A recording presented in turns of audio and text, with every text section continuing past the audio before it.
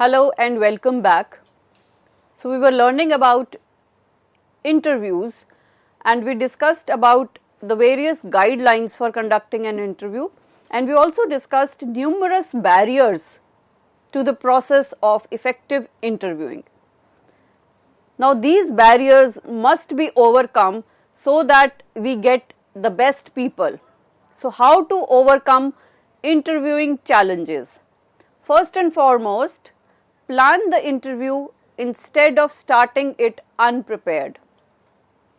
So I already elaborated on this point that whenever you are going to conduct an interview or whenever you plan to conduct an interview, please assess the what, why, when, where and how of that interview beforehand, and only then start with the interviewing process, because most of the times the interviews fail because they were not planned properly.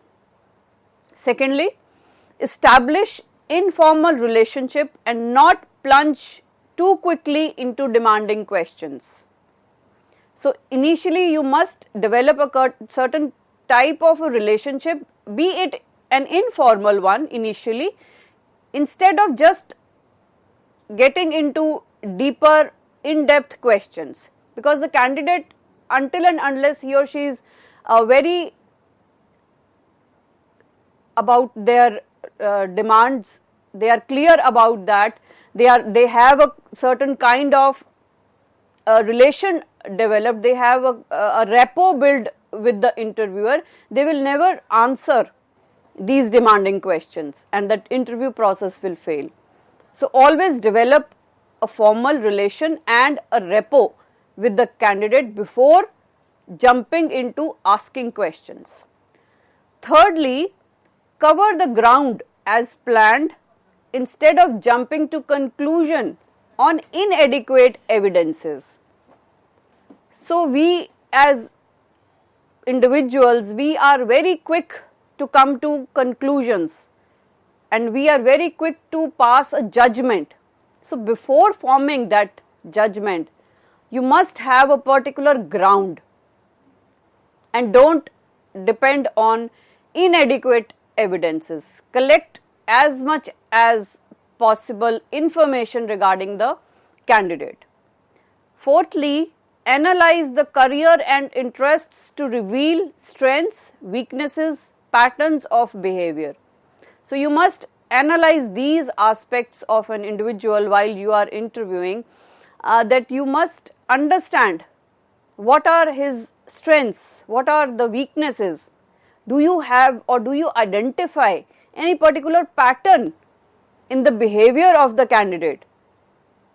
So analyze these aspects to overcome the barriers to effective interviewing.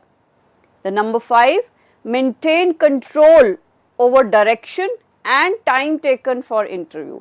Sometimes what happens is that interview might go too long, which is not a very positive sign, and at times the interviews are too short. So the timing of the interview must be pre-planned. You must at least give 30 to 40 minutes for a candidate. Only then you will be able to get the maximum information that is required for you to understand, for you to decide whether the candidate is fit for the job, fit for the organization or no. A 10-minute, 5-minute interview will not solve the purpose.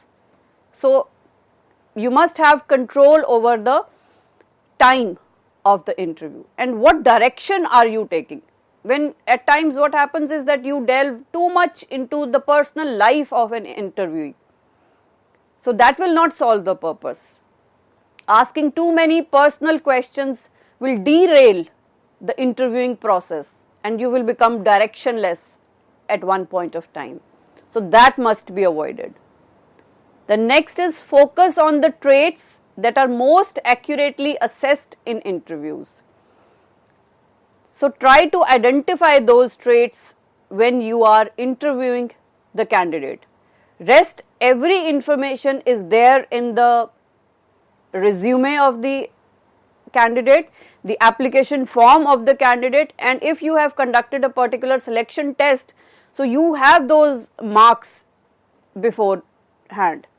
So instead of relying on those things, just focus on the traits that you want to assess in the candidate.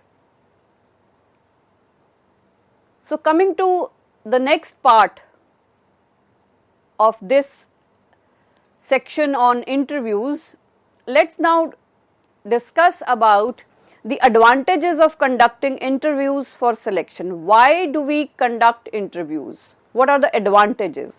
So the first advantage that we can think of is the development of a relationship. So I have emphasized on this point a number of times that whenever you are conducting an interview, establish or develop a relationship, develop a rapport with the candidate. So relation between interviewer and interviewee can be developed through an interview, and this increases mutual understanding and cooperation between the parties. And when there is mutual understanding, the candidate feels comfortable in sharing his information. But if that relationship is not there, if that rapport is not there, he will never divulge with his information. He will never discuss about his failures. He will never discuss about his likes and dislikes. And he will never give honest answers. He will try to beat around the bush. So that is possible only when relationships are developed. So this can be a very healthy sign for the future of the candidate in the organization.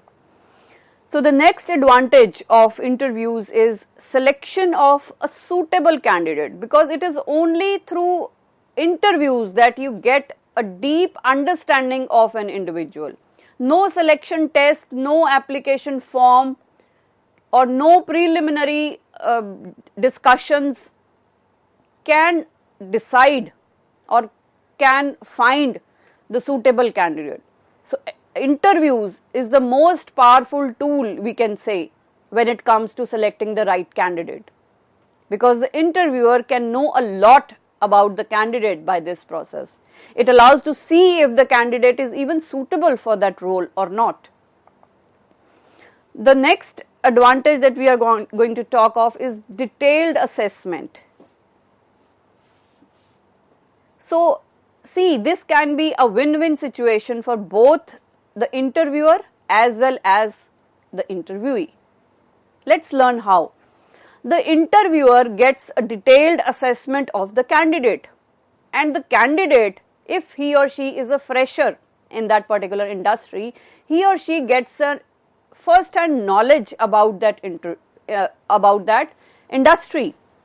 So if you are aspiring for a job in a new industry, it can be daunting for you, and an interview is one of the best ways to find out how much you know about that industry. So you get a feel of that industry, what kind of questions are asked, what skills are people in that particular industry, what skills are they looking for, what traits do they want, is it just my education, is that only sufficient, or they want more experience, or they want certain skill based education, or maybe certain specified certifications.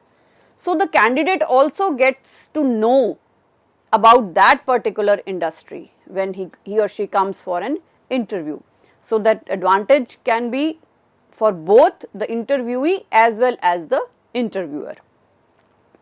Then interviews are beneficial for both parties, the employer and the applicant, as I stated, as it allows an employer to assess all of applicant's skills and knowledge to decide whether he or she is a good fit for the company. The next advantage is collection of primary information. So interviews help to collect fresh, relevant and sufficient primary information needed. So this is particularly very important, what I mean by fresh information. For example, I applied for a particular job in 2020. Then the selection or the preliminary interview was conducted, and then a selection test was conducted, and I appeared for that selection test in year 2021. And in the meantime, from 2020 to 2021, I must have gained certain other experiences, I might have gained a certain other educational qualification, I might have upskilled myself, I might have done certain diploma in a particular skill, I might have done a certain certification. And when I appear for an interview in say 2022, I will be giving fresh information to the interviewee. So that is very important when we talk of the advantages of interviews. So when the process is long enough, then conducting interviews will get you the fresh information for the candidate. So the information secured through interview is likely to be more correct, because you can you can give false information in your application form or your resume for that matter.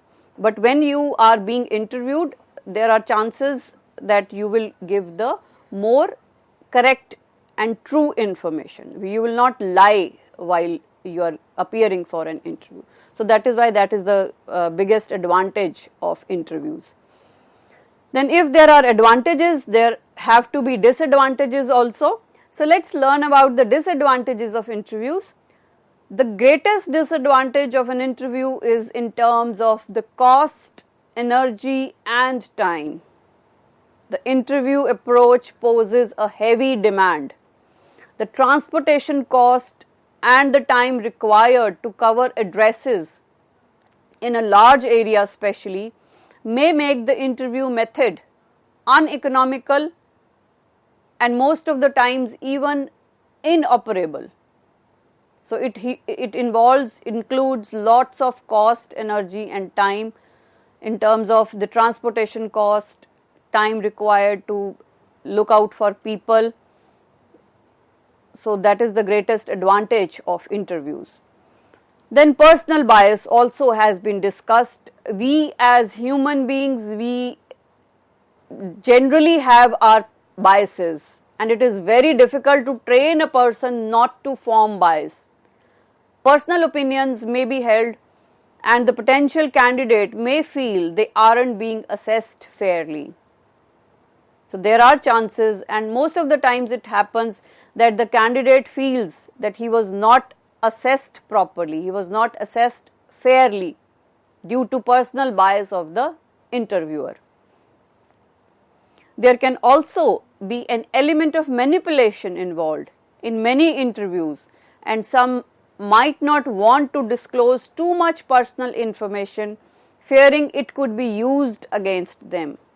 So many a times a candidate might be having certain personal issues, or he might be convicted for some crime, or he might have been on drugs or things like that. So these informations are kept a secret, and the candidate might not give information regarding these aspects of his personality.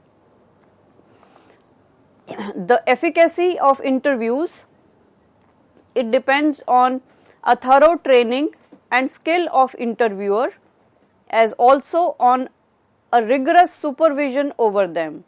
Failing this, the data recorded may be inaccurate and incomplete. The interviewer, as I said, that it is not only that the interviewee has to train and has to have certain skills. Even the interviewer, he must also possess certain training and certain skills. But most of the times what organizations do is that they neither plan their interview nor they plan who is going to conduct that interview. So how will the interviewer judge a person when he or she himself or herself is not skilled enough to conduct an interview? So that rigorous supervision is very important when the interviewers are concerned. Then the personal interview usually takes more time. So sometimes the interview lasts for hours on end, and the interviewer cannot check the free flow of the respondent's replies for a fear that it may disrupt the rapport. So when it takes longer period of time, most of the time the interview, the agenda of the interview, it gets derailed, and many a times the interviewer is unable to establish a rapport with the interview or the candidate. So that is again a disadvantage. Effective interview presupposes controlling of interview atmosphere in a manner that would facilitate free and frank responses. So an interviewer must acknowledge that he or she is having that particular atmosphere. So create that atmosphere for the applicant so that he or she can freely and frankly discuss, freely and frankly give what all information you are seeking. Secondly, it is not always possible for the interviewer to judge whether atmosphere is or how it should ideally be and whether or not that rapport has been established. So the interviewer is unable to judge whether he has created that kind of an atmosphere for the applicant to freely and frankly respond, or whether he or she has developed that particular rapport with the candidate. So when this happens, the interview process will fail. So this is again a disadvantage of an interview. And many a times we are quick to judge, and that happens in interviews many times, that during the interview itself decision making tends to be made within the first few minutes and then the remainder of time. So many a times what happens is that we are very quick to pass a judgment, and what happens is that the moment a candidate enters the room, you have already made a decision whether you want to hire him or you do not want to hire him. Maybe based on his dressing or the way he walks, before even asking a single question, many a times the decision has already been made. So interviewers are quick to judge. So that is the greatest disadvantage of an interview. And this methodology is inefficient and can lead to further issues with passing judgment on applicants during interviews. Also, forming stereotypes. When interviewing candidates for a new job, an interviewer will form a set of assumptions about the person's skills, abilities and personality based on their interview response. And these stereotypes are formed unintentionally. It is not something that we form stereotypes with a particular intention in our mind. No, they are formed unintentionally, but they impact our decisions while hiring. So these stereotypes are again a greatest disadvantage of interviews. And it is hard to verify the truth, because interviews can be a great way to get in-depth information about a company. However, it's important to remember that not everything said during an interview will be completely accurate and truthful. And if you are unable to verify that truth, the interview process will fail. Then there are unpredictable outcomes, and interviews are not as reliable or valid as tests, but they still hold value in some cases. For example, when interviewing a new employee, interview can give you insights into how individual thinks and how he or she might interact in workplace.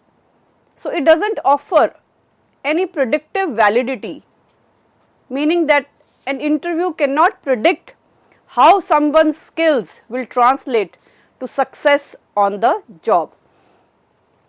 So after obtaining information through the preceding steps, the selection decision, which is the most critical of all steps, must be made. The other stages in selection process have been used to narrow number of candidates. The final decision has to be made from pool of individuals who pass these tests, interviews and reference checks. But after the selection decision and before the job offer is made, the candidate is required to undergo a physical fitness test, and a job offer is often contingent upon the candidate being declared fit after the physical examination, and the results of the medical fitness test are recorded in a statement and are preserved in a personal records. So, after the decision is made and before offering the final job, the candidate is required to undergo a physical fitness test, and because for many jobs it is a mandatory requirement that the candidate must have that medical test done, and then the final job offer is made and given to the candidate. And most importantly, the candidates who have not been hired or not been selected should also be intimated in a very respectful manner that they have not been rejected, but it is just that they are not a perfect fit for that particular job or the organization. So, with that we come to the end of the selection process in the procedure of hiring or getting the best in class talent, getting the best people for your organization. We will continue with some other topics on human resource management in the coming lectures. Thank you.